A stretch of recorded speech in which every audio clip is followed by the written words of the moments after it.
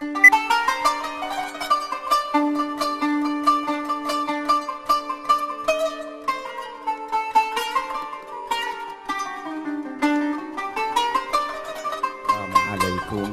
warahmatullahi wabarakatuh. Bismillahirrahmanirrahim. Alhamdulillah amarana bil ittihadi wat ta'awun wa nahana 'anit tafarruqi wat tanazu'i fi kitabih. Wassalatu wassalamu ala asyrafil anbiya'i wal mursalin sayyidina wa habibina wa syafi'ina wa maulana Muhammadin wa ala alihi wa ashabihil mukramin, amma ba'd. Para ulama, para masyayikh, para asatidz, para sepuh, para habaib yang hadir pada saat ini, wa khusum bizikri sahibul bait Kiai Haji Agus Ali Masyhuri Tulangan, yang saya hormati narasumber kami yaitu Gus Ulil Absar Abdallah, juga dari Forum Kiai Muda Jawa Timur Kiai Haji Abdullah Syamsul Arifin MHI, Kiai Haji Abdul Haris, dan Kiai Idris Ramli, para audien, para mustami'in rahimakumullah. Alhamdulillah, di pagi ini kita dipertemukan oleh Allah Subhanahu wa taala dalam forum tabayun dan dialog terbuka antara Gus Ulil Absar Abdallah dengan Forum Kiai Muda Jawa Timur, di mana tentu sudah cukup, tidak perlu kami informasikan tentang siapa Gus Ulil Absar Abdallah ini, karena sudah banyak dikenal di beberapa media, di beberapa kesempatan, dan karena beliau termasuk yang khalif tu'raf. Yang menarik dari hal ini bahwa beliau Gus Ulil Absar Abdallah ini punya basic yang sama dengan yang hadir ini, yaitu sama-sama NU, dan beliau keturunan dari para kiai ke-8 dari Mbah Mutamakin, yang beliau dikenal dengan aliran Wahdatul Wujud. Beliau juga masih alumni dari Pondok Pesantren Matlaul Falah, dan juga beliau belajar nahwu sama dengan para bapak, para saudara sekalian. Basicnya sama, yaitu sama-sama pesantren, sama-sama belajar ilmu-ilmu yang dipelajari di pesantren. Tetapi kemudian beliau mempunyai pemikiran-pemikiran yang oleh sebagian kawan-kawan dianggap aneh. Nah, daripada hanya saling ngerasani di luar, daripada hanya saling mempergunjingkan di luar, saya kira ini forum yang sangat baik untuk kita tabayun, fatabayanu, sehingga akan terungkap hal-hal yang sebelumnya mungkin tidak diketahui atau disalahfahami atau memfahamnya yang salah, dan kemudian kita nanti akan mencari solusi yang terbaik. Baik, untuk pertama kami persilahkan kepada Ustadz Kiai Haji Dr. Andes Haji Abdullah Syamsul Arifin MHI. Kepada beliau kami persilahkan.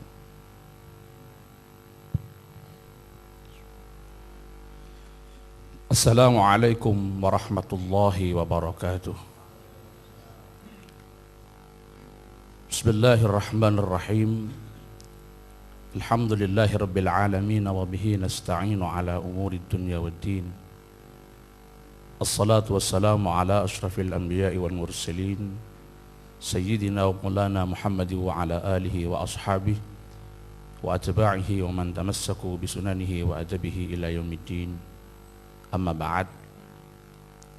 Ashabal fadilah, para masyayikh, para kiai, para asatidz, para sepuh, para tokoh masyarakat, para audien, wa nakhussu bidzikri limudiril ma'had Bumi Sholawat Murabbi Ruhina Kiai Haji Agus Ali Masyhuri beserta keluarga, narasumber dari jaringan Islam Liberal Gus Ulil Absar Abdallah, para hadirin, para audien yang dimuliakan oleh Allah Subhanahu wa taala. Alhamdulillah, kami dari teman-teman yang tergabung dalam Forum Kiai Muda Jawa Timur yang diasuh oleh Kiai Haji Agus Ali Masyuri. Pada kesempatan ini mendapatkan suatu kehormatan bisa bertemu, berdialog, bertabayun dalam bahasa beliau dengan Gus Ulil tentang beberapa hal yang selama ini kami dengar dari beberapa kalangan kalau itu dianggap sebagai sesuatu yang mengganjal atau mungkin tidak mengenakkan dan mengusik pemikiran para kaum Nahdien sendiri ketika menempatkan Gus Ulil juga bagian dari komunitas Nahdlatul Ulama. Sebagaimana yang disampaikan oleh moderator kutipan ayat A'udzubillahi minasyaitonirrajim, in ja'akum fasiqum binaba'im fatabayyanu al-ayah. Di sini kami tidak memaksudkan bahwa Gus Ulil sebagai bagian daripada fasik yang membawa naba, bukan. Tetapi ada asumsi-asumsi di kalangan orang-orang Nahdlatul Ulama ketika mendengar beberapa lontaran ide-ide beliau terganggu dan ada yang memvonisnya sebagai orang yang fasik, bahkan mungkin kalangan ulama Jawa Barat pernah memberikan vonis halal darahnya begitu. Apakah memang betul demikian? Tentunya kita tidak ingin terjebak pada klaim-klaim tersebut, tapi perlu ada forum untuk melakukan tabayyun. Lah dari tabayyun disinilah nanti akan ketemu apakah tuduhan-tuduhan yang disampaikan oleh beberapa kalangan tentang pemikiran Gus Ulil itu memang seperti yang mereka tuduhkan atau ada sebuah kesalahpahaman. Tetapi ketika kita mencoba untuk melakukan tabayyun, tentunya bukan berangkat dari sesuatu yang kosong, bukan hanya sekedar informasi. Paling tidak ini didasarkan kepada beberapa temuan atau bacaan kami, pemahaman kami terhadap tulisan-tulisan Gus Ulil itu sendiri. Di antaranya sebagaimana yang terdapat di dalam buku Menyegarkan Kembali Pemikiran Islam yang dimuat beberapa episode di berbagai media massa. Dari situ ada beberapa catatan yang kami catat yang mungkin di forum ini kita akan minta klarifikasi. Para hadirin yang dimuliakan oleh Allah, Gus Ulil yang saya hormati, menurut kami sebuah pemikiran atau produk pemikiran yang muncul dari siapapun apabila akan dijadikan sebagai bagian dari pemikiran Islam, maka harus didasarkan kepada dasar-dasar atau dalil-dalil yang diakui keabsahannya oleh mayoritas umat Islam itu sendiri, yang sudah dianggap sebagai bagian yang diakui sebagai dasar yang disepakati oleh mayoritas umat Islam itu sendiri. Demikian juga dalam kapasitas Gus Ulil sebagai aktivis Nahdlatul Ulama, bahkan beliau sedikit saya ralat sambutan dari Profesor Mas'ud, beliau mantan ketua Lakpesdam NU, bukan ketua Lakpesdam NU sampai sekarang. Ya. Jadi sebagai bagian daripada Nahdlatul Ulama, tentu produk-produk pemikiran yang dilontarkan juga tidak bisa lepas dari koridor-koridor yang telah ditetapkan di dalam Nahdlatul Ulama itu sendiri. Beliau bebas untuk melontarkan pemikiran sebebas-bebasnya untuk berijtihad ala beliau seluas-luasnya tanpa dibatasi oleh aturan-aturan tertentu yang selama ini menurut kami aturan-aturan itu sering ditabrak oleh Gus Ulil ketika beliau melepaskan pemikirannya dari pemikiran Islam dan juga melepaskan kapasitasnya sebagai bagian daripada Jamaiyah Nahdlatul Ulama. Tetapi ketika dua identitas itu masih melekat, maka tentunya apa yang sudah disepakati oleh komunitas Islam atau komunitas Nahdlatul Ulama tentu tidak bisa diabaikan demikian saja. Di sini kami membatasi kepada beberapa isu. Mungkin sebagai permulaan dialog, kami hanya menyampaikan satu atau dua hal yang barangkali selama ini cukup mengganjal kita. Pertama tentang isu kebebasan beragama dan pluralisme yang banyak kami baca dari buku-buku yang ditulis oleh Gus Ulil atau teman-temannya yang tergabung di komunitas jaringan Islam liberal. Dari beberapa catatan kami yang beliau tulis di buku-buku beliau, Gus Ulil memahami kebebasan beragama sebagai kebebasan yang tiada batas. Sehingga beliau sering mengungkapkan bahwa orang beragama itu sama dengan orang masuk ke toko kemudian memilih baju. Kemudian kalau dia suka baju kuning, ya baju kuning itu dipakai. Kalau dia suka baju merah, ya baju merah itu dipakai. Termasuk beliau mengatakan pemikiran-pemikiran itu salah satunya didasarkan kepada ayat Al-Quran di dalam surah Al-Baqarah, la ikraha fiddin qad tabayyana ar-rusydu minal ghayy, al-ayah.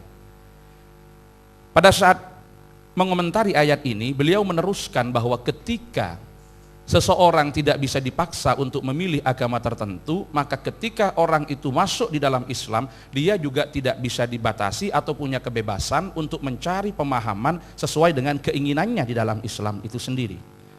Ini yang menjadikan kami agak keberatan. Karena dalam pemahaman kami selama ini dengan mengikuti manhaj Nahdlatul Ulama, yang saya kira Gus Ulil sudah lebih paham tentang itu karena beliau sudah ada di pengurus besar Nahdlatul Ulama, walaupun di lembaga, yaitu di lembaga kajian dan pengembangan sumber daya manusia. Ada perbedaan pemahaman dari apa yang selama ini kami pahami. Menurut kami, kebebasan beragama itu bukan kebebasan secara mutlak, bukan kebebasan sebebas-bebasnya, tetapi kebebasan yang ada resiko. Pilihan yang berisiko atau pilihan dengan konsekuensi. Kenapa kita bebas di dalam memilih agama? Kebebasan itu tidak bisa kita lepas dari konsideran ayat yang menyatakan qad tabayyana ar-rusydu minal ghayy. Karena adanya petunjuk, adanya hidayah sudah dapat dibedakan secara jelas, secara tampak dengan kekufuran. Oleh karena itu orang yang menggunakan fitrahnya secara benar, maka fitrah itu bisa menerima kebenaran dan dia tidak akan bisa mengelak untuk menerima Islam itu sebagai satu-satunya agama yang benar. Agama merupakan hak yang sangat prerogatif yang ada pada diri manusia. Agama merupakan bagian dari keyakinan, oleh karena itu agama tidak bisa dipaksakan, karena kalau beragama dipaksakan maka pada akhirnya hanya berujung kemunafikan.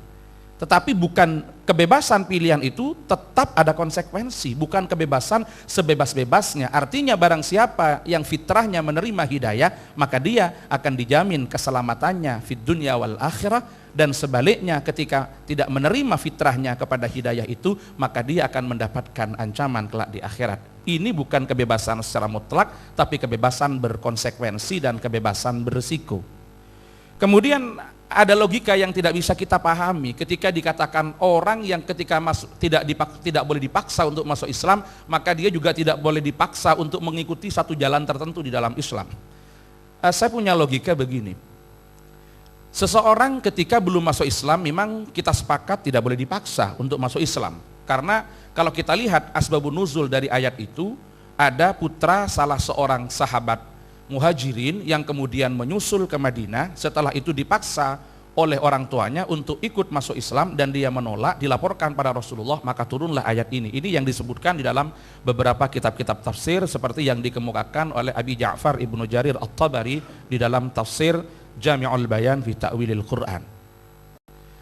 Lah di situ bagi kami begini, sebelum orang masuk Islam memang tidak ada paksaan orang itu untuk beragama, semuanya diserahkan pada pilihannya yang tentunya pilihannya ada konsekuensi. Tetapi ketika seseorang menjatuhkan pilihannya kepada Islam, maka dia sudah tidak bebas lagi, melainkan dia terikat, dia harus melaksanakan ketentuan-ketentuan yang diajarkan oleh Islam itu sendiri. Satu contoh gambarannya demikian, ketika seseorang itu selesai kuliah dan dia mendapatkan gelar sarjana, maka dia bebas memilih profesi yang akan ditekuninya. Apakah dia mau jadi pengusaha, apakah dia mau jadi pegawai negeri, atau dan sebagainya dan sebagainya. Tapi ketika dia menjatuhkan pilihan sebagai pegawai negeri, maka dia diikat dengan aturan-aturan yang mengatur bagaimana pegawai negeri itu bertindak dan berbuat serta bersikap. Sama ketika seseorang masih sedang melajang, dia bebas, dia boleh kawin, dia boleh tidak kawin. Tetapi ketika dia menjatuhkan pilihannya ingin kawin, sudah kawin, maka dia terkena kewajiban-kewajiban yang mengaturnya bagaimana kapasitasnya sebagai seorang suami. Jadi kebebasan-kebebasan itu bukan kebebasan secara mutlak dan tanpa konsekuensi. Ini yang menjadi pemahaman kami selama ini. Makanya ketika kita sebagai seorang muslim yang akidah kita mengikuti thariqah Ahlus Sunnah wal Jamaah, manhaj Ahlus Sunnah wal Jamaah, maka tentunya kita di dalam memahami Islam juga terbatasi atau harus mengikuti aturan-aturan main yang diatur di sana, termasuk dalam kapasitas kita sebagai warga Jam'iyah Nahdlatul Ulama. Ini yang menjadikan ganjalan bagi kami, yang kami nanti mohon ada klarifikasi. Kemudian yang kedua terkait dengan kebebasan ini pula, kenapa seseorang bebas memilih agama, itu juga terkait dengan beberapa produk-produk pemikiran Islam, jaringan Islam liberal termasuk Gus Ulil yang selalu mengatakan bahwa semua agama itu sama. Semua agama itu sama. Ini berbeda dengan apa yang menjadi pandangan dan keyakinan kami. Bagi kami, Islam adalah satu-satunya agama yang benar. Tetapi keyakinan kami di dalam meyakini bahwa Islam sebagai satu-satunya agama yang benar tidak menutup kami untuk bertoleransi, untuk bermuasyarah secara baik, untuk berbuat baik, untuk berkomunikasi dalam masalah-masalah duniawiyah, untuk menghargai pendapat orang lain, paham orang lain, orang di luar agama kita yang mereka juga punya keyakinan bahwa agama mereka adalah agama yang paling benar menurut mereka. Tetapi kita tidak sampai pada batas membenarkan keyakinan mereka. Jadi bagi saya sebagai seorang muslim, Islam satu-satunya agama yang benar. Akidah Ahlus Sunnah wal Jamaah adalah akidah pilihan saya sebagai akidah yang saya yakini paling tepat untuk kita pakai dan paling benar menurut saya dibanding dengan akidah yang lain. Tetapi keyakinan saya tetap memberikan ruang untuk menghargai orang lain yang menganggap agamanya paling benar menurut mereka, tapi bukan menurut saya. Lah ketika Mas Ulil mengatakan bahwa semua agama ini benar, berarti kita juga dipaksa untuk mengakui kebenaran mereka. Kebenaran mereka dalam versi kita. Ini yang tidak bisa kita tolak, tidak bisa kita terima, mohon maaf. Ketika kita memahami demikian, memang pantas ketika tidak ada batasan dan tidak ada problem kalau setiap hari kita berganti agama, sama dengan ketika kita juga berganti baju. Apa bedanya kita sekarang jadi seorang muslim, besok kemudian kita berubah jadi Kristen, besok lagi kita jadi Hindu? Kalau memang semuanya benar, maka akan berkonsekuensi demikian.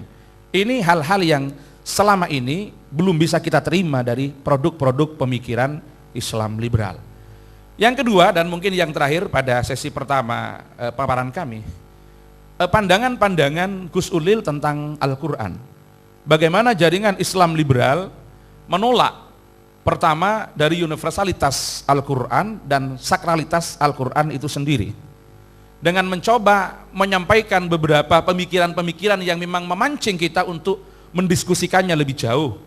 Di antaranya yang pertama, beliau juga menolak bahwa kisah-kisah yang ada di dalam Al-Quran ini bukan kisah-kisah yang terjadi secara faktual. Jadi beliau mengingkari terhadap posisinya Nabiullah Adam sebagai makhluk yang pertama, dan termasuk kisah-kisah yang lain di mana kisah-kisah itu tidak lepas, tidak lebih sebagai klaim ideologis, itu kata Gus Ulil. Termasuk kenapa ketika kisah-kisah itu ditolak, beliau juga menyampaikan argumentasi bahwa cerita-cerita ini kurang didukung oleh data-data historis karena di Al-Quran tidak diberi catatan kaki. Ini yang cukup menyakitkan kami, begitu. Bagaimana kita menempatkan Al-Quran sama dengan buku-buku ilmiah yang masih menyandarkan kebenarannya, menyandarkan pemikirannya kepada dasar-dasar yang lebih otoritas, yang lebih punya otoritas, didasarkan kepada As-Sunnah, didasarkan kepada Al-Quran, sehingga perlu memberikan catatan kaki. Ketika kita mengakui, termasuk Gus Ulil juga mengakui kalau Al-Quran adalah sumber ajaran Islam, sumber pertama dan utama, kenapa di dalam Al-Quran juga harus diberi catatan kaki? Akhirnya harus mereverse kemana Al-Quran itu? Ketika kita yakini bahwa Allah Subhanahu wa Ta'ala dalam kapasitasnya sebagai Rabbuna, beliau apa yang dari Allah pasti benar. Kenapa ketika Al-Quran kita yakini sebagai firman Allah yang kita yakini juga pasti benar, harus memberikan catatan-catatan kaki untuk membenarkan sejarah itu? Nah, ini mungkin juga perlu kita mintakan tabayun pada forum ini. Saya kira kita batasi dulu pada dua hal ini biar tidak melebar pada persoalan-persoalan yang lain. Kita berharap Mas Ulil menyampaikan argumentasinya yang jelas, argumentasi yang didasarkan kepada apa yang disepakati oleh kita sebagai penganut Islam dan oleh kita sebagai keluarga Nahdlatul Ulama. Kalau pemikiran beliau masih disandarkan kepada Islam dan disandarkan kepada Nahdlatul Ulama. Terima kasih. Baik, terima kasih kepada Kiai Haji Abdullah Syamsul Arifin. Tadi sudah banyak mendengar, mungkin ada 2 poin pokok. Yang pertama tentang apakah Gus Dur ini NU atau tidak sih? Padahal sudah mencalonkan ketua umum PBNU loh. Yang kedua tadi tentang pemikiran beliau tentang kebebasan beragama dan desakralisasi Al-Quran. Monggo Gus Ulil. Assalamualaikum warahmatullahi wabarakatuh. Waalaikumsalam warahmatullahi wabarakatuh. Bismillahirrahmanirrahim. Alhamdulillahirabbil alamin wa bihi nasta'inu ala umurid dunya waddin. Wassalatu wassalamu ala asyrafil anbiya'i wal mursalin wa ala alihi wa ashabihi ajma'in, amma ba'd. Hadaratul muhtaramin, al-masyayikh wal asatidh wal talabah wal hadirin, wa nakhussu bidzikri al-Ustadz Al-Kiai Al-Syekh Agus Ali Masyuri. Saya sungguh bergembira sekali bisa hadir dalam forum ini, forum tabayyun yang tentu niatnya adalah positif, yaitu untuk klarifikasi. Saya sebetulnya sudah lama menunggu forum semacam ini, Ustaz, karena selama ini saya dirasani, omongkan di mana-mana, tetapi tidak pernah diundang untuk berbicara, untuk menerangkan apa yang selama ini saya tulis, saya pikirkan. Oleh karena itu ketika Gus Ali mengundang saya untuk menghadiri forum ini, saya itu gembira sekali. Sebab ini sudah lama saya tunggu. Saya tidak berjanji bahwa saya bisa menjawab semua pertanyaan dan sanggahan dari teman-teman ini, teman-teman santri muda NU di sini. Tetapi terjadinya dialog semacam ini itu menurut saya sudah suatu perkembangan yang patut disyukuri. Bahkan saya bilang kepada sejumlah teman-teman yang kebetulan berada di dalam pengurus besar ya, saya berharap ya ada forum semacam ini, tidak hanya di di cabang ataupun di wilayah, tetapi juga di PBNU, karena menurut saya sekarang ini memang ada perkembangan yang menarik di kalangan anak-anak muda NU. Terus terang, sebelum saya masuk kepada 2 isu besar tadi yang sudah diangkat oleh Ustaz tadi, bahwa memang harus diakui anak-anak NU yang sekarang mulai bersentuhan dengan tradisi pemikiran yang beragam, itu memang pada akhirnya mereka akan membawa suatu gagasan-gagasan yang mungkin berbeda, sedikit berbeda, ataupun berbeda sama sekali dengan apa yang sudah selama ini ada dalam tradisi NU.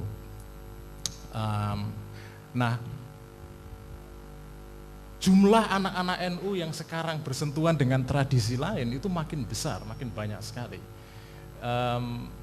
Contoh yang paling bagus ya saya sendiri.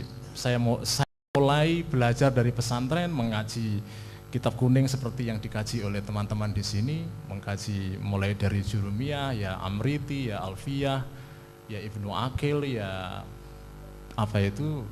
Mughnil Labib dan seterusnya. Tapi kemudian banyak juga orang-orang seperti saya, santri-santri seperti saya ini yang kemudian setelah dari pesantren, kemudian mereka bersentuhan dengan berbagai produk atau tradisi pemikiran yang berbeda ketika mereka masuk di perguruan tinggi. Perguruan tinggi ini ada berbagai macam, ada perguruan tinggi yang di Indonesia, produk dalam negeri seperti IAIN, ada perguruan tinggi yang di Timur Tengah. Saya selepas dari pesantren kebetulan masuk ke dalam perguruan tinggi yang tradisinya adalah Wahabi. Saya selama 5 tahun belajar di Ma'hadul Ulum Al-Islamiyah wal Arabiyah di Jakarta yang berafiliasi dengan Jamiatul Imam Muhammad bin Saud. 5 tahun saya di sana, ya belajar tauhid Wahabi, tapi juga belajar kitab-kitab yang mungkin selama ini tidak pernah saya kaji di pesantren. Kitab-kitab yang ditulis oleh seorang ulama modern seperti Yusuf Qardawi, Muhammad Al-Ghazali, kemudian Wahba Az-Zuhaili, Ramadan Al-Buti dan seterusnya, yang tidak semuanya berbeda, tapi di dalam beberapa hal mungkin mereka punya istihad yang berbeda dengan tradisi di pesantren. Kemudian setelah itu saya masuk ke dalam tradisi yang lain sama sekali, yaitu sekolah tentang kajian Islam tapi di Barat, di Amerika. Nah, trayek semacam ini itu sebetulnya sekarang ini banyak kita jumpai di dalam anak-anak NU. Nah, poin saya adalah bahwa kita tidak bisa mengabaikan perkembangan semacam ini. Oleh karena itu, dialog semacam ini menurut saya memang harus diadakan terus-menerus sehingga ada check and balance. Mungkin saya salah dikoreksi, mungkin yang lain salah dikoreksi, begitu seterusnya. Jadi tidak rasan-rasan yang sifatnya kurang resmi atau kurang diakomodir dalam satu forum ya.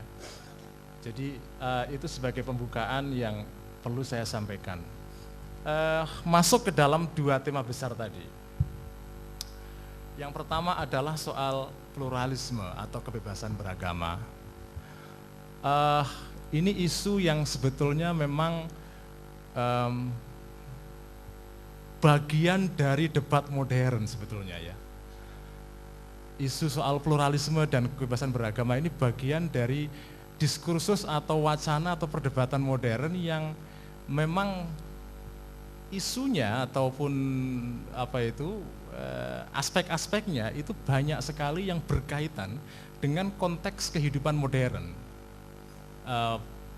Keragaman dan kemajemukan masyarakat dan seterusnya, yang kemudian menimbulkan berbagai refleksi ataupun pemikiran teologis yang di kalangan berbagai teolog agama-agama, yang kemudian memang perkembangannya kadang-kadang menimbulkan gagasan yang sedikit berbeda dengan tradisi yang ada. Saya ambil contoh misalnya,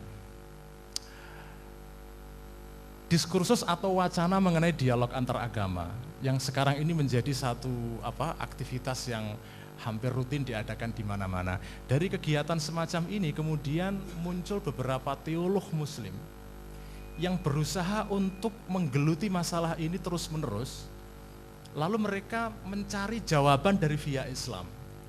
Ketika dari pihak Kristen misalnya ada suatu perkembangan yang menarik, di dalam Gereja Katolik ada suatu perkembangan yang disebut dengan Konsili Vatikan II pada tahun 62. Hasil dari Konsili Vatikan II itu antara lain itu mengubah lanskap agama Katolik secara keseluruhan, menyatakan bahwa keselamatan di dalam agama itu tidak hanya monopoli agama Katolik, sehingga mereka bisa menerima model keselamatan dari berbagai agama. Bahkan mereka bisa menerima model keselamatan di luar agama Kristen secara keseluruhan. Nah, wacana semacam ini kemudian menantang pihak Islam untuk melakukan semacam pemikiran ulang terhadap beberapa doktrin dalam Islam sendiri. Sebetulnya klaim mengenai yang disebut dengan the uniqueness of religion ya, keunikan agama, itu sebetulnya tidak khas Islam. Hampir semua agama punya klaim itu yang disebut dengan klaim keunikan ya. Di dalam Kristen selama berabad-abad agama Kristen punya klaim itu. Bahkan sampai sekarang ini juga masih banyak kelompok-kelompok Kristen fundamentalis, evangelis yang mengklaim bahwa keselamatan hanya bisa dicapai melalui Yesus. Itu masih banyak, dan mereka mengkafirkan kelompok-kelompok lain bukan saja di luar Kristen tapi juga dalam Kristen sendiri. Nah, tantangan semacam ini kemudian kan menantang para teolog semua agama untuk berpikir ulang. Lalu tampillah dari pihak Islam beberapa teolog seperti Syed Hussein Nasr, seorang teolog yang kebetulan backgroundnya adalah Syiah, tapi kemudian dia berusaha mencoba untuk mengatasi semua perbedaan aliran dalam Islam, dan dia mencoba untuk berefleksi sebagai seorang Muslim, bukan sebagai seorang Syiah saja. Dan dari refleksi orang seperti Syed Hussein Nasr itu kemudian muncullah gagasan tentang transcendental unity of religion, kesatuan-kesatuan transendental agama-agama. Ini sebetulnya ya yang kemudian bisa diterjemahkan di dalam bentuk ide tentang kesamaan semua agama. Ini sebetulnya ya kalau kita telusuri asal-usul ide semacam ini adalah bagian dari perkembangan diskursus dialog antar agama di tingkat internasional. Memang saya akui, diskursus ini dilihat dari sudut doktrin Islam yang ada, memang bisa bermasalah. Saya akui itu. Sama dalam Kristen sendiri, doktrin tentang keunikan Kristen, bahwa keselamatan dalam Kristen hanya bisa dicapai melalui Yesus, itu merupakan doktrin yang masih banyak diikuti oleh banyak sekte dalam Kristen. Dan kemudian ketika orang Kristen ada yang menyatakan bahwa doktrin itu harus direvisi, itu juga sama, ada pertentangan yang luar biasa. Ketika Vatikan pertama kali meluncurkan atau mengenalkan gagasan tentang keselamatan yang bersifat umum, itu juga sama, mereka ditentang oleh banyak kelompok dalam mereka sendiri. Jadi saya sebetulnya di dalam mengajukan gagasan tentang sebetulnya tepatnya saya tidak mengatakan semua agama sama, karena bagi saya agama itu berbeda. Tetapi saya mengatakan bahwa semua agama itu adalah benar. Semua agama itu adalah benar. Tetapi mereka tidak semua sama. Ada perbedaan-perbedaan fundamental dalam masing-masing agama itu, tetapi ada kesamaan agama-agama itu. Nah, dari sudut Islam saya sendiri, saya bisa mempertanggungjawabkan ide ini dari aspek berikut ini. Menurut saya, salah satu fakta yang menarik di dalam sejarah pewahyuan Islam adalah bahwa Islam ini mendaku sebagai agama yang melanjutkan rangkaian pewahyuan yang datang sebelum Islam. Oleh karena itu, Nabi di dalam Al-Quran melalui firman Allah menyebutkan dirinya ma kuntu bid'an minar rusul. Jadi saya ini bukan seorang rasul yang membawa sesuatu yang baru sama sekali, tapi melanjutkan apa yang sudah ada dalam tradisi Abraham. Sekurang-kurangnya di dalam 3 agama Semit, Islam, Yahudi, dan Kristen, ada kesatuan yang menyamakan mereka. Meskipun di dalam perkembangannya ada deviasi, ada penyelewengan di dalam penafsiran akidahnya. Tetapi secara esensi sebetulnya ada kesamaan di dalam 3 agama ini. Yang pertama adalah percaya kepada keberadaan Tuhan dan percaya kepada Tuhan yang satu. Meskipun saya akui di dalam Kristen monoteisme itu ditafsirkan secara berbeda dengan Islam. Tetapi banyak teolog sebetulnya yang mengkategorikan bahwa sebetulnya trinitas agama Kristen itu tidak bisa semata-mata, jadi harus dibedakan antara trinitas dengan tritheisme. Tritheisme itu adalah gagasan tentang 3 Tuhan. Tetapi trinitas itu tidak semata-mata gagasan tentang adanya 3 Tuhan, lebih kompleks dari sekedar itu. Oleh karena itu banyak teolog yang mengkategorikan bahwa agama Kristen meskipun tafsiran ataupun interpretasi teologinya adalah trinitarian, tetapi sebetulnya mereka masuk di dalam tradisi monoteis. Oleh karena itu baik Kristen, Yahudi maupun Islam, 3-tiganya adalah masuk dalam tradisi monoteis. Yang kedua, mereka punya kitab suci. Oleh karena itu mereka semua disebut sebagai ahlul kitab, jadi semua sama. Jadi sekurang-kurangnya ada fondasi yang mempertemukan 3 agama ini. Dan oleh karena itu di dalam kasus 3 agama ini misalnya kawin campur itu dibolehkan. Dan itu bukan tanpa alasan, karena memang ada fondasi teologis, ada fondasi akidah yang masih bisa mempertemukan antara mereka ini. Nah, soal perbedaan interpretasi akidahnya menurut saya itu bukan menjadi masalah yang terlalu serius. Jangankan Kristen dan Islam, di dalam Islam sendiri akidah tauhid itu juga ditafsirkan bermacam-macam, dan masing-masing kelompok mengkafirkan yang lain. Kita tahu dalam sejarah firaq dalam Islam, kelompok Sifatiyah mengkafirkan kelompok yang Mu'attilah. Orang Mu'attilah juga mengkafirkan kelompok Sifatiyah. Jadi Tuhannya sama, tauhidnya sama, tetapi interpretasi mereka mengenai sifat Tuhan itu juga beda.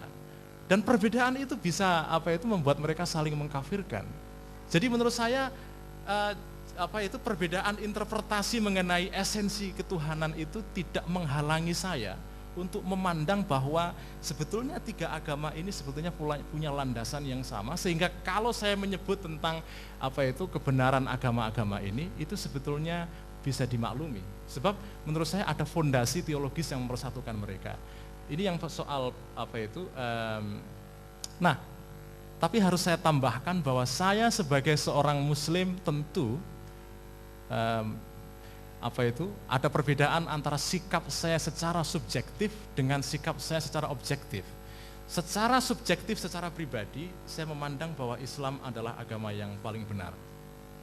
Tetapi dalam hubungan saya dengan agama-agama yang lain, keluar secara dalam interaksi sosial, saya bisa menerima adanya kebenaran dalam agama yang lain. Karena kebetulan saya mengambil mata kuliah yang cukup banyak ketika di Amerika tentang perbandingan agama, saya banyak belajar tentang hal-hal yang positif. Bukan saja di dalam hal-hal yang sifatnya muamalah, tapi di dalam doktrin juga sama. Saya menemukan hal-hal yang positif yang bisa saya pelajari dari agama yang lain. Sehingga secara subjektif saya tetap mengatakan Islam adalah agama yang saya peluk yang paling benar, tetapi secara objektif saya bisa menerima adanya kebenaran di dalam agama-agama yang lain. Nah, sebetulnya saya persisnya tidak mengatakan bahwa agama itu seperti baju ya, yang kita bisa lepaskan begitu saja dan seterusnya. Sebetulnya begini, saya seringkali di dalam sebuah diskusi itu seringkali disanggah oleh teman-teman. Kebetulan diskusi saya selama ini kebanyakan di kampus dan dengan kalangan di luar NU. Mereka menyanggah saya, kalau semua agama itu benar, kenapa Mas Ulil tidak pindah agama? Kalau agama semua benar, kenapa tidak pindah agama? Saya katakan pada mereka, pindah agama itu tidak seperti orang beli baju. Baju sore biru, baju nanti besok paginya berwarna putih dan seterusnya, itu tidak bisa. Agama menyangkut komitmen yang sangat total dalam diri kita, sehingga tidak bisa kita pindah secara mudah. Oleh karena itu saya mengatakan tidak bisa. Meskipun secara teoritis kita bisa pindah agama, tapi kita tidak bisa meninggalkan agama begitu saja karena ada ikatan yang sangat mendalam. Lalu saya katakan juga, ya kalau semua agama benar, kenapa saya harus pindah? Wong semuanya benar. Saya ibarat orang berdagang, dalam Islam saya sudah berdagang selama 10 tahun, modalnya banyak, saya harus pindah ke agama lain mulai dari nol. Saya rugi dari segi ekonomi, maksudnya ekonomi pertimbangan ekonomi, cost and benefit ya. Jadi saya lebih baik saya meneruskan perjalanan saya melalui Islam karena saya yakin Islam agama yang benar, saya teruskan perjalanan ini sampai ke ujung yang terakhir. Jadi ini yang mendasari kenapa saya berpandangan semacam itu bahwa semua agama itu benar, karena saya menemukan kebenaran dalam semua agama ini, sekurang-kurangnya dalam 3 agama Semitik yang oleh Al-Quran sendiri sudah diakui mereka membawa suatu akidah yang sama, meskipun interpretasinya beda-beda, ada deviasi di sana. Yang kedua, supaya lebih cepat dan bisa mengcover banyak isu tentang posisi Quran. Saya tidak pernah menyanggah sakralitas Al-Quran, saya kira. Saya tidak tahu kenapa saya dianggap menyanggah sakralitas Al-Quran. Saya tetap memandang Al-Quran, sunnah, ijma', qiyas sebagai fondasi di dalam keberagamaan saya. Nah, yang menjadi masalah memang adalah beberapa posisi saya tentang sejumlah hal. Tadi disebut soal posisi kisah-kisah Al-Quran.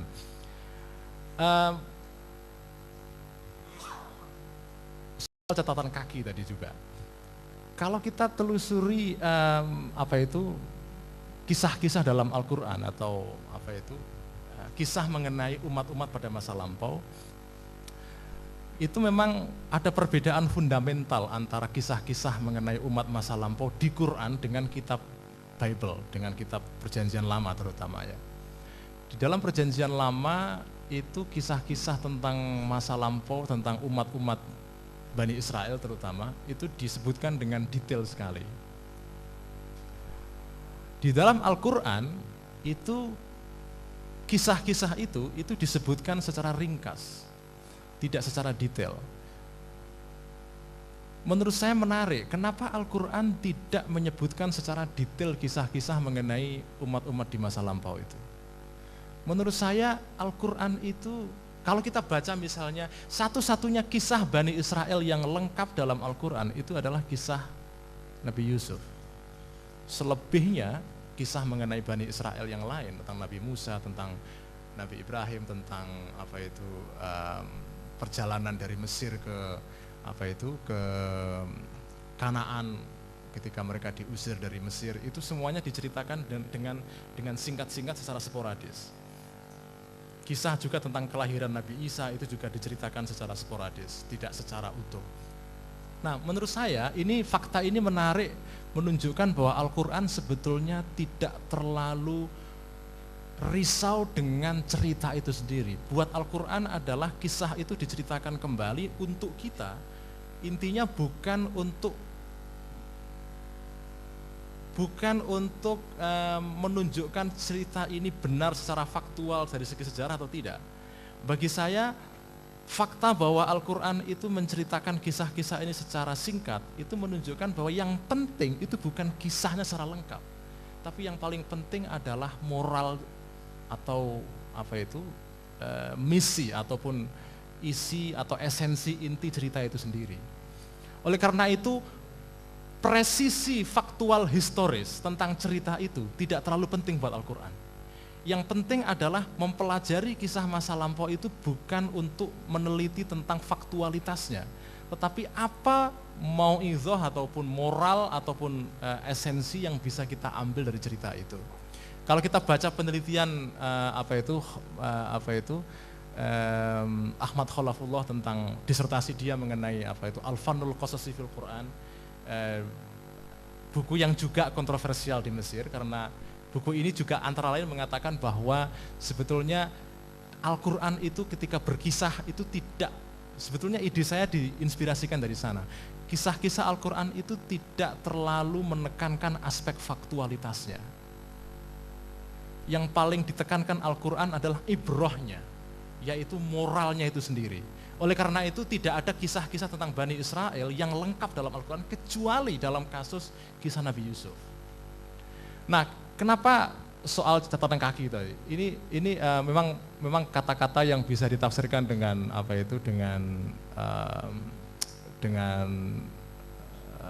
agak kurang tepat sehingga membuat kita bisa marah. Jadi begini sebetulnya. Ini sering saya katakan kepada teman-teman ketika diskusi antar agama. Kalau kita ingin mengetahui kisah lengkap tentang Nabi Musa, maka bacalah Perjanjian Lama. Ini yang menjelaskan kenapa para mufassir Islam pada masa awal, pada masa formasi awal perkembangan tafsir itu, mereka kan kurios juga, orang-orang bahkan Ibnu Katsir sendiri yang mufassir yang paling dekat dengan tradisi hadis, itu pun juga masih banyak menyebutkan Israiliyat dalam tafsirnya. Apalagi tafsir sebelumnya seperti At-Tabari misalnya, itu banyak sekali di sana kita jumpai rujukan, referensi kepada kisah-kisah Bani Israel yang datangnya dari tradisi Ahlul Kitab. Sebab di dalam Al-Quran sendiri keterangan lengkap mengenai mereka tidak ada.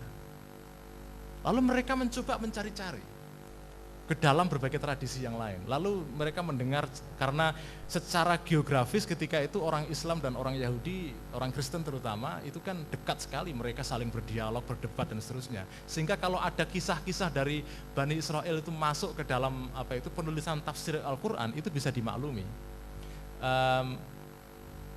Dalam hal ini saya tidak sedang membahas tentang kedudukan atau status Israiliyat, apakah itu harus dibenarkan atau dipercaya atau tidak.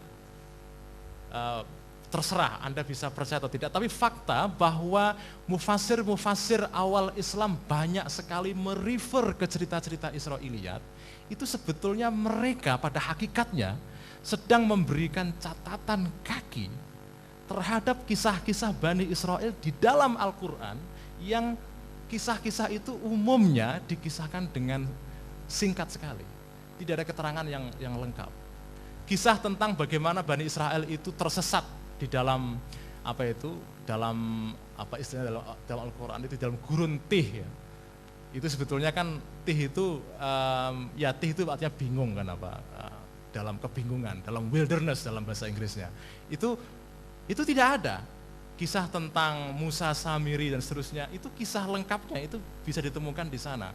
Kisah mengenai Nabi Ishak, kisah mengenai Nabi Yakub dan seterusnya itu bisa ditemukan di sana. Jadi sebetulnya para penafsir ketika membuat tafsiran yang merujuk kepada Israiliyat, itu sebetulnya secara tidak langsung mereka memberikan keterangan tambahan, meskipun tidak serta-merta cerita Israiliyat itu dibenarkan.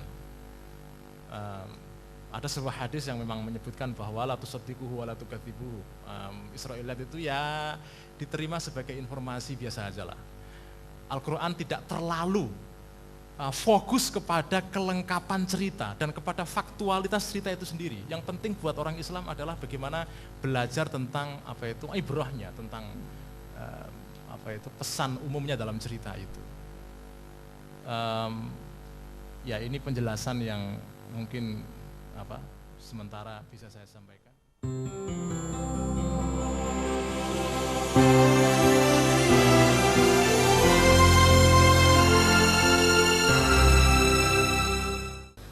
Terima kasih. Ada beberapa hal yang tadi belum dijelaskan dan belum ditanggapi secara tuntas tentang persoalan klaim bahwa semua agama itu benar, walaupun tidak dikatakan sama karena masing-masing punya tipikal dan ciri khas masing-masing. Persoalan yang menjadi keyakinan kita, kalau seandainya Mas Ulil mengatakan semua agama, utamanya agama samawi itu benar pada zamannya, itu bisa kita terima. Tapi benar pada zamannya. Karena kita masih meyakini bahwa walaupun Nabi Muhammad sudah memproklamirkan bahwa keberadaan beliau bukan membawa sesuatu yang betul-betul baru, tetapi menyempurnakan dan menambah dari sesuatu yang pernah ada sebelumnya, tetapi kita yakini bahwa ketika Islam itu turun, maka keberadaan Islam secara otomatis menasih pemberlakuan agama-agama yang ada sebelumnya, sebagaimana berlakunya agama Yahudi dan Nasrani pada saat-saat sebelumnya. Dengan demikian, kalau landasan teologis dari teman-teman Islam liberal biasanya dikembalikan kepada innalladzina amanu walladzina hadu wan nasara al-ayah, di situ kita menafsirkan bahwa mereka itu benar, lahum ajruhum inda rabbihim itu benar ketika mereka mengimani dan mengamalkan agama pada saat itu, qabla maji'il Islam. Tetapi ketika Islam datang, maka kesalahan mereka adalah tidak berfusi kepada Islam itu sendiri. Nah ini yang juga dijelaskan oleh Rasulullah di dalam salah satu hadis yang beliau nyatakan, "Lau kana Musa hayyan ba'di lama wasi'ahu illa ittiba'i." Dalam pengertian ini bahwa keberadaan agama Yahudi ya dan Nasrani ini yang juga perlu saya klarifikasi bahwa saya dan teman-teman masih meyakini bahwa tidak ada agama yang diturunkan oleh Allah kecuali Islam itu sendiri. Al-Quran tidak pernah menyebut agama di dalam bentuk jamak, tetapi agama hanya disebutkan dalam bentuk tunggal, ad-din, dan tidak ada adian, karena Al-Quran tidak mengakui kebenaran agama di luar Islam. Al-Quran hanya mengatakan bahwa ada Yahudi dan ada Nasrani, tetapi tidak diakui sebagai sebuah kebenaran di dalam agama. Kenapa? Karena tidak mungkin Allah itu menjadikan nama agama dengan menggunakan nama makhluk. Seperti Yahudi ini kan diambil dari putra Nabi Yakub yaitu Yahuda, dan Nasrani diambil dari tempat kelahirannya Nabi Isa yaitu Nazaret, Bethlehem. Nah, tidak mungkin Al-Quran menjadikan nama makhluk dan menjadi sebuah nama agama. Al-Quran hanya mengakui bahwa ada syariat yang diagamakan yang kemudian mereka sebut dengan Yahudi, yang mereka sebut dengan Nasrani, tapi kebenaran ada pada Islam itu sendiri. Sehingga orang-orang yang telah memeluk agama Yahudi dan memeluk agama Nasrani itu, ketika mereka berpegang kepada kitabnya pada saat itu dibenarkan, tetapi beda ketika sekarang sudah ada Islam.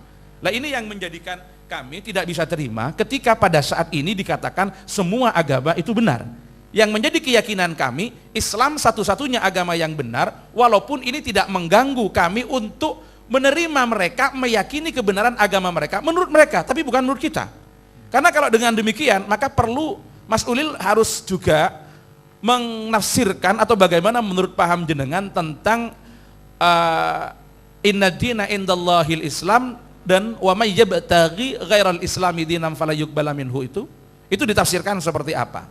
Nah ini yang jadi persoalan pada kami, sehingga disinilah kita letakkan persoalan itu. Kita letakkan bahwa Islam tetap sebagai satu-satunya agama yang benar, walaupun ini tidak harus mengganggu bagaimana kita bertoleransi kepada orang yang beragama lain. Yang kedua, secara sosiologis perlu kita pahami bahwa isu-isu tentang pluralisme itu banyak dimunculkan dan disebarluaskan oleh orang di luar Islam ketika di daerah itu posisi mereka minoritas. Ini yang juga perlu dipahami. Karena kita yakin semua agama punya misi. Kalau Islam punya dakwah, kalau Kristen punya misi. Ada yang punya dharma dan sebagainya. Di kawasan di daerah di mana Islam mayoritas, maka isu ini digelindingkan dengan ada proyek-proyeksi dari kepentingan mereka yang kebetulan berada pada pihak minoritas agar posisinya dihargai dan tidak diganggu oleh Islam. Tetapi paham-paham semacam ini tidak pernah disebarluaskan, disosialisasikan di daerah ketika Islam yang minoritas dan mereka yang mayoritas.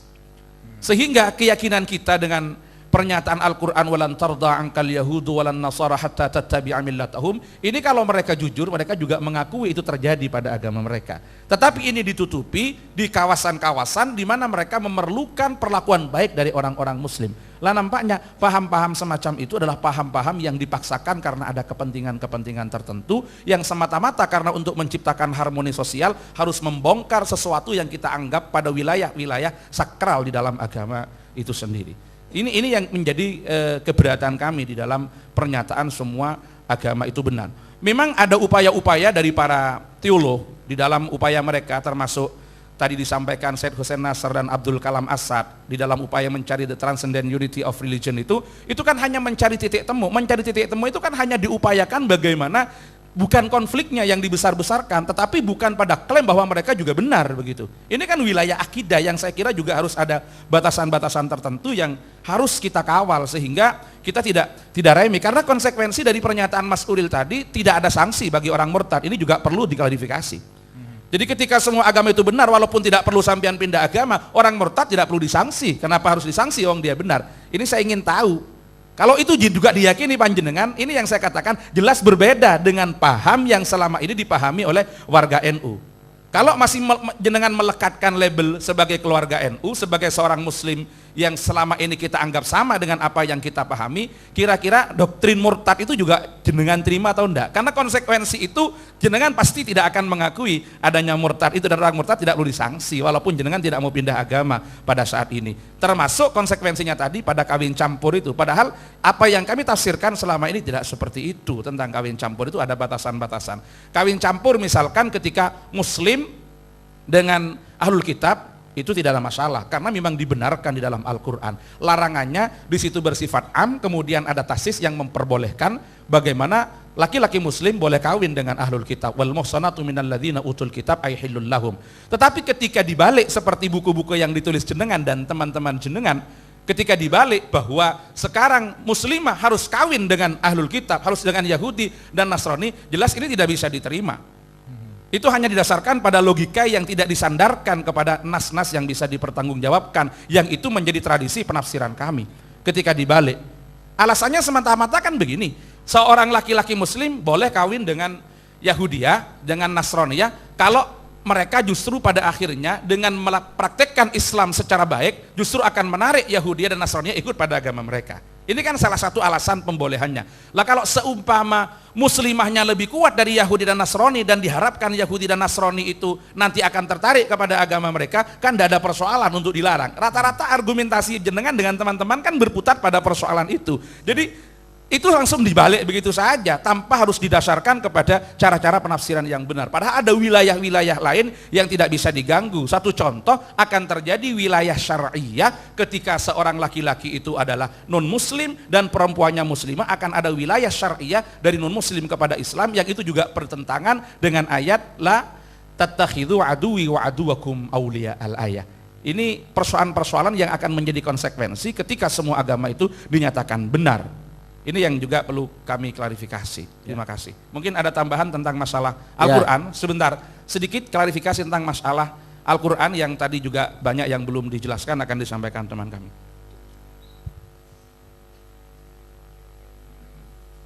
Ya, sabar. Assalamualaikum warahmatullahi wabarakatuh. Waalaikumsalam.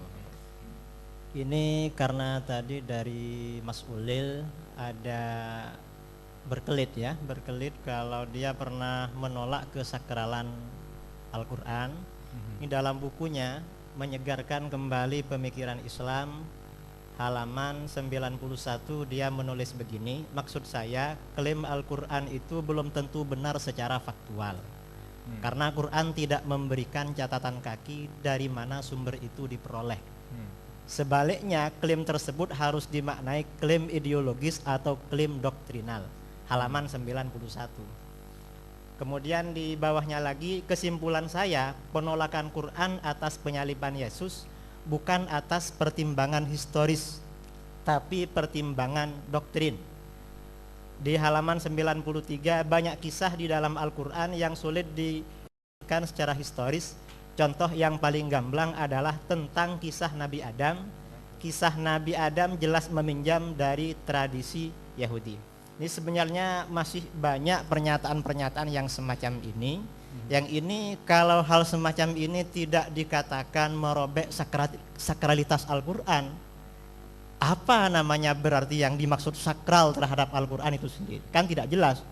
Padahal yang seperti kita fahami dalam tradisi Islam Ahlus Sunnah wal Jamaah, kan dikatakan ketika ada pertentangan antara historis, antara sejarah dengan Al-Quran, jelas yang dimenangkan adalah Al-Quran.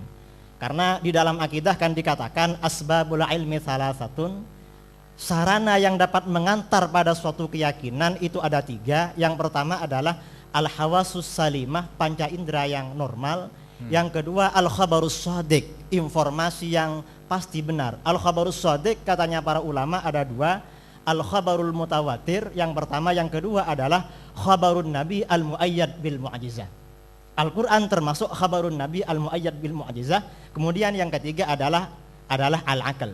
Di sini sejarah, fakta sejarah oleh para ulama itu tidak ditempatkan pada posisi yang yakiniyat, yang i'tiqadiyat, tetapi posisinya itu adalah dhanniyat, wilayahnya dhanniyat. Sehingga ketika teks Al-Quran misalnya tidak ditemukan data historisnya, atau ada data histori yang bertentangan dengan Al-Quran, oleh para ulama sepakat menyatakan bahwa data histori tersebut jelas tidak benar, Al-Quran yang didahulukan. Ini menurut keyakinan kami kaum muslimin termasuk warga Nahdliyin. Terima kasih.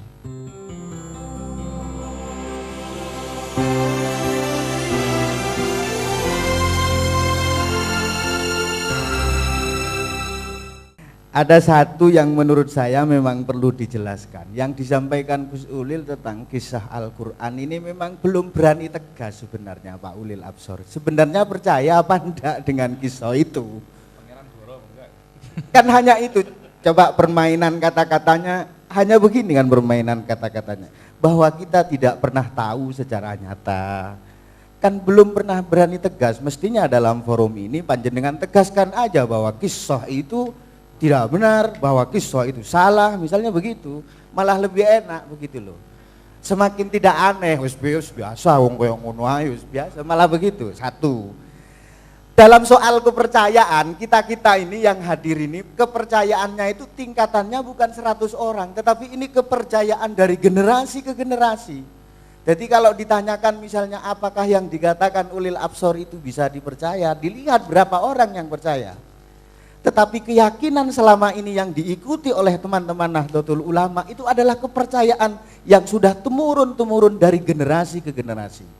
Kalau akal yang sehat menurut saya pasti akan lebih mengikuti kepercayaan yang sudah diikuti dari generasi ke generasi dibanding sekedar pembaharuan yang hanya diikuti 1, 2, 3 atau bahkan 1000. Menurut saya orang-orang 1000 mungkin bisa bohong. Tetapi ini generasi, dari generasi ke generasi semuanya mengatakan bahwa kisah itu adalah ada nyatanya. Ya. Satu, belum, masih 2 menit Ustaz. Kemudian yang kedua, saya memahami baru kali ini saya ketemu Pak Ulil Absor. Bayangan saya Pak Ulil Absor itu kan kayak Imam Syafi'i, pemikirannya sendiri. Bayangan saya gitu sebelumnya. Nyatanya kan tidak, beliau nukil. Kalau Gus Ulil itu boleh nukil, saya juga boleh nukil, kan begitu. Kan Sayyid Hussein, siapa, orang Prancis, orang Amerika, kan nukil semua. Belum ada kata pemikiran tegas itu, belum ada, ini nukil.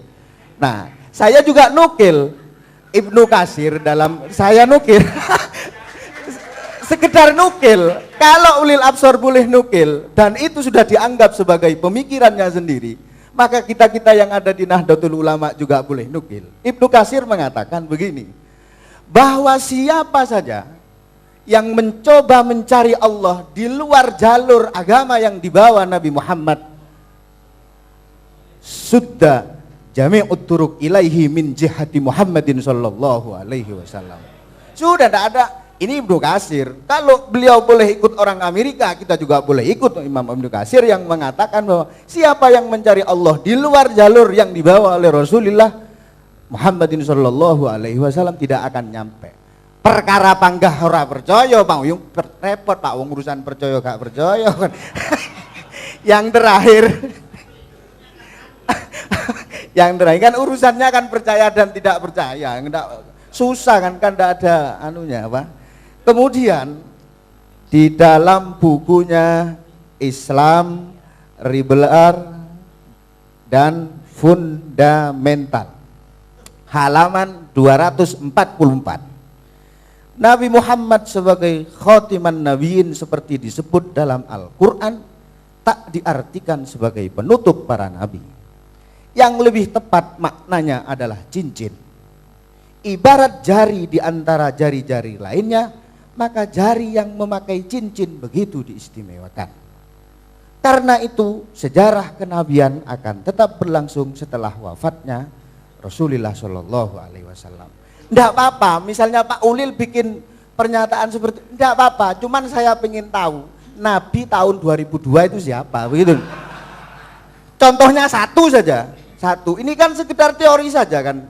Nah ini maknanya khotiman nabiin oleh beliau diartikan sebagai cincin dan bukan penutup para nabi. Pertanyaan saya hanya ingin tahu dan ingin kenal Nabi di tahun 2002 atau di tahun sebelumnya siapa? Siapa kan begitu? Kalau ini bisa dijadikan contoh dan bisa dikemukakan contohnya dan itu bisa dibenarkan oleh yang lain, tidak apa-apa, kita sama-sama. Tapi kalau enggak, kalau sekedar teori dan sekedar ukuran percaya dan tidak percaya, ya enggak ada selesainya ini namanya. Sekian, terima kasih. Jari. NU Ranting Randu Bangu Mojosari. Ya, silakan. Kalau dilihat dari trayek perjalanan Gus Ulil ini, saya respect. Persoalannya begini, ketika saya membaca sejarah Rasulullah, ternyata Rasulullah itu di dalam mencari kebenaran wahyu itu juga tidak mengabaikan para pendeta. Ketika wahyu turun itu juga yakin bahwa itu malaikat datang justru dari pendeta. Jadi tidak ada salahnya kalau zaman globalisasi itu kita menukil pendapat-pendapat yang baru. Contoh terkaitan dengan hukum Islam. Dari Campurjo Pancen Gresik. Oh ya. Kita tahu bahwa thariqah salafun saleh dalam bertolabul ilmi itu ada 2 poin, yakni diroyah wa nihayah, warriwayah. Diroyah warriwayah. Diroyah dalam arti intelektualitas, pemikiran, akal ini yang diasah sebagaimana pembelajaran ilmu. Tetapi tidak melepas adanya riwayah, yakni sanad mutasil hingga syekh sehingga Rasulillah, sehingga usul ilallah. Cuma bedanya kalau liberal memang bisa dikatakan ada diroyah, kesamaannya di sini. Islam liberal ada diroyah, intelektualitas diasah, akal diasah. Hanya saja bedanya kalau liberal ini melupakan riwayah yang dianut oleh Thariqatus Salafus Shalih. Tadi dikatakan oleh Mbah Ulil, istilah orang tadi, Ya. Mbah Ulil, bahwa agama itu sama. Saya ingin agama itu benar, semua benar, semua benar. Yang saya ingin tanyakan, sama dengan Gus Saab tadi, ketika ada ayat Al-Quran mengatakan bahwa "Wa may yabtaghi ghairal islami dina falay yuqbala minhu wa huwa fil akhirati minal khasirin." Al-khasirin ini menurut orang liberal yang mungkin didegoti oleh Mbah Ulil, ini dimaknai yang bagaimana? Kalau kami sebagai orang Islam, orang Muslim yang beriman, mana al-khasirin ialah wal asri innal insana lafi khusrin illal ladina amanu. Kalau mungkin khasirin yang bukan tidak beriman dan tidak beramal, seperti mungkin bagaimana nanti mengartikannya Mbah Ulil, ini tolong dijelaskan.